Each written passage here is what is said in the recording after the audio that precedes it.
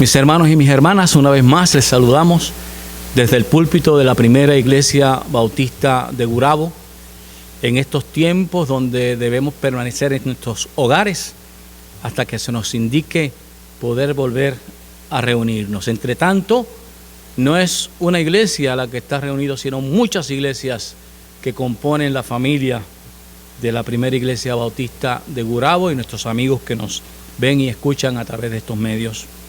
Quiero compartir con ustedes en esta hora, en este momento, una lectura del libro de Eclesiastés, capítulo 11, versículo 5, que lee así: en el nombre del Padre, del Hijo y del Espíritu Santo. Amén. Como tú no sabes cuál es el camino del viento, o cómo crecen los huesos en el vientre de la mujer encinta, así ignoras la obra de Dios, el cual hace todas las cosas. Como tú no sabes cuál es el camino del viento, o cómo crecen los huesos en el vientre de la mujer encinta, así ignoras la obra de Dios, el cual hace todas las cosas. Que el Señor añada bendición a esta palabra en nuestros corazones. En algún u otro momento de estos tiempos que nos ha tocado vivir, de seguro que el desconcierto nos ha visitado. El desconcierto es una condición emocional que nos turba, que nos desorienta, que perdemos por un momento el norte. Nos sentimos como con los ojos vendados, sin saber ni entender qué ha pasado. Por supuesto, usted y yo somos productos de la civilización occidental y particularmente unidos a la gran metrópoli que son los Estados Unidos de Norteamérica.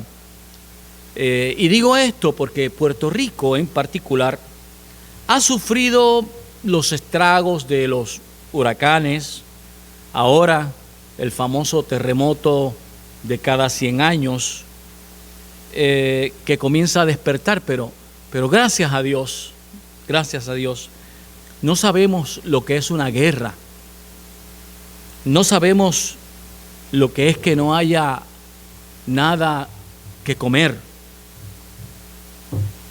Cierto que hay bolsillos de pobreza en la isla, pero en nada compara con la desesperanza de un Haití o con las hambrunas de las tierras africanas, abundante en recursos, por cierto, y que por el saqueo de las grandes potencias europeas, sus niños mueren de hambre en las calles.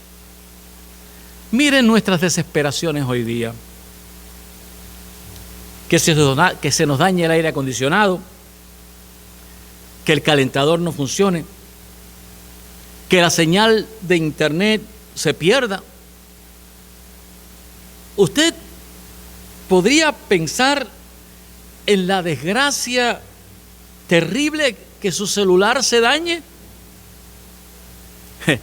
Si algo hemos aprendido, bueno, algunos, es que un diminuto virus microscópico, algo que usted no ve, algo que siempre ha existido, nos venga a imponer medidas como las que quedamos quietos en nuestras casas, las filas de personas desesperadas en la espera para la compra de papel sanitario, nos desgarra el alma.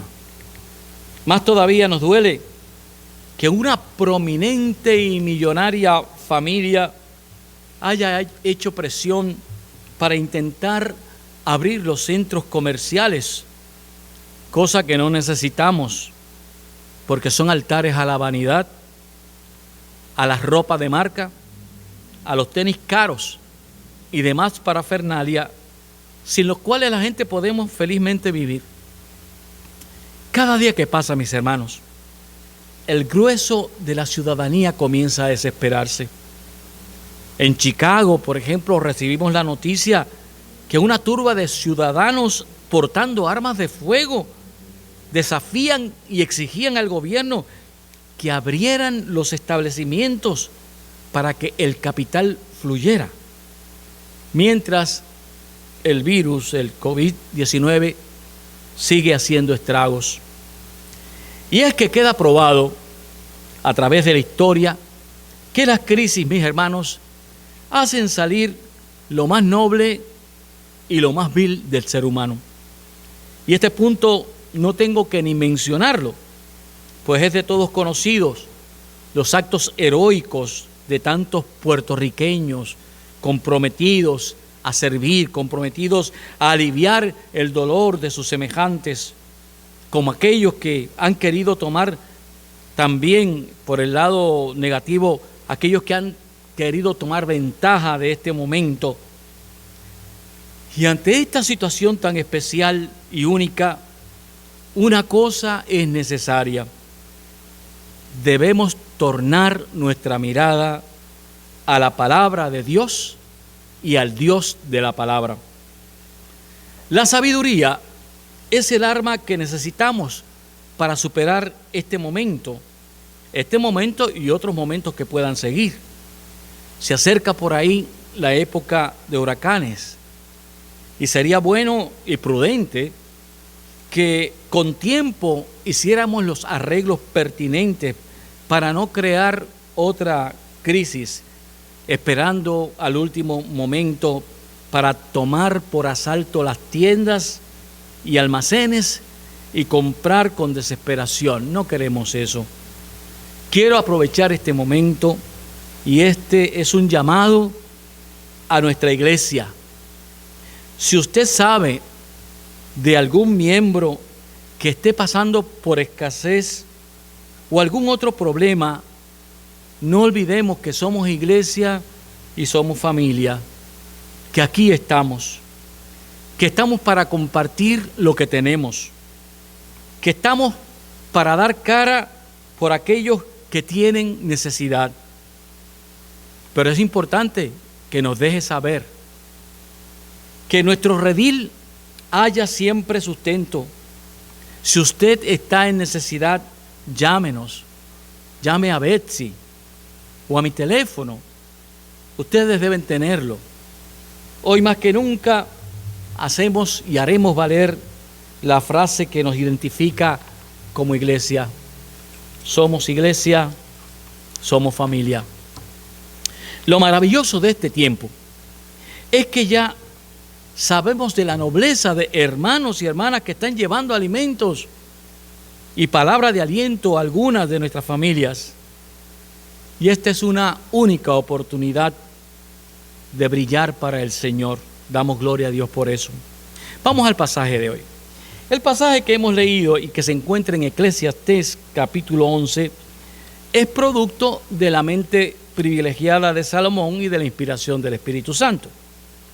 Eclesiastés en griego es Koheleth, que es un vocablo que significa hombre de asamblea, dando a entender que esta sabiduría no es para guardarse, que esta sabiduría es para hacerla conocer y darla a conocer al Cajal, que es la palabra hebrea que significa asamblea, a la asamblea.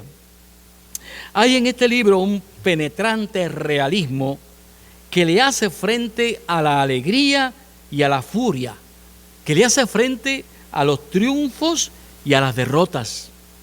Es un juego de luces y de sombras, y termina afirmando que todo es vanidad. Esta época, mis hermanos, nos está enseñando que podemos vivir sin tantas cosas que pensábamos que eran imprescindibles y que al fin y al cabo vienen también a ser pura vanidad. Pero no nos equivoquemos. Salomón remata en sus palabras finales la razón de este libro, y cito del capítulo 12, versículo 13, dice: el fin de todo el discurso oído es este: teme a Dios y guarda sus mandamientos, porque esto es el todo del ser humano. Creo que vamos a estar de acuerdo en el sentido de que es la falta del temor a Dios lo que dirige al ser humano al desastre. Como también debemos y tenemos que decir que no podemos reducir esta condición a algo simplista y acomodaticio. Cierto que en lo personal debemos y tenemos que revisar nuestra reverencia a Dios, pero en el macrocosmos la gran negligencia no es del todo personal, sino de fuerzas demoníacas que operan en las sombras del engaño y de la avaricia. El versículo 5 de este capítulo 11 nos declara y nos afirma dos cosas. Primero, la ignorancia del ser humano, y segundo, la omnisciencia de Dios, el pleno y total conocimiento de todo por parte de Dios. Como dice, como tú no sabes cuál es el camino del viento o cómo crecen los huesos en el vientre de la mujer encinta, así ignoras la obra de Dios, el cual hace todas las cosas. Sumamente profundo lo que acabamos de leer. Y esto a mí me aclara algo. Yo no puedo entender a Dios en su plenitud. Yo no sé cuál es el camino del viento. Dios lo sabe, pero yo sí siento el viento. Como la mujer siente en el vientre los movimientos de su criatura, aunque no entienda del todo lo que pasa. Pero hay un tercer elemento. Al final del versículo nos dice que Dios hace todas las cosas. Y esta expresión a mí me dice que si Dios hace todas las cosas, también tiene el control de todas las cosas. Esta palabra que dice que Dios no está ajeno a nuestra situación, que si es menester pasar por este momento difícil, no debemos olvidar los miles de momentos gratos y hermosos que Dios nos provee y hemos olvidado. Era una noche oscura en el mar y un niño dormía plácidamente en su camarote. Era el hijo del capitán. De pronto el barco comienza a tener unos movimientos bruscos que amenazaban con hacer zozobrar la nave. Y suena la bocina del barco anunciando emergencia, y los marineros comienzan a moverse y a toda prisa a tocar a la puerta de los viajeros, alertándoles para que se pongan sus salvavidas y que salgan a cubierta. Cuando tocan a la puerta donde está durmiendo el niño, él despierta y pregunta: ¿quién está al mando del barco? ¿Mi papá? Y el marinero le responde: sí, tu papá. Y él dice: pues entonces no hay que preocuparse. Papi nos sacará de este mal tiempo. Y volvió a dormirse confiadamente. Igualmente nos preguntamos: ¿quién está a cargo de mi vida? ¿Quién es mi capitán? ¿Dios está a cargo de tu vida? ¿Dios es tu capitán? ¿Dios es tu padre y es mi padre? Entonces, descansa en la seguridad de que Él nos sacará de este momento difícil. Que Él te bendiga.